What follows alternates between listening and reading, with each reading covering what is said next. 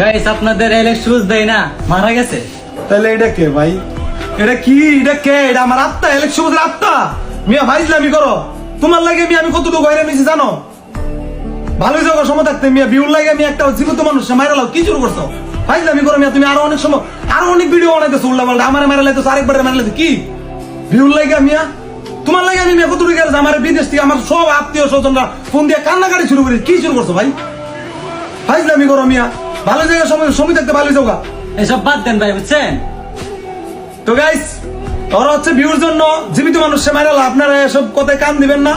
তো মরতে তো সবারই হবে ভাই, দুনিয়াতে আসছে সবাই মরতে হবে, কেউ এই দুনিয়ায় তার জন্য আসে নাই, আমরা সবাই মরতে হইব।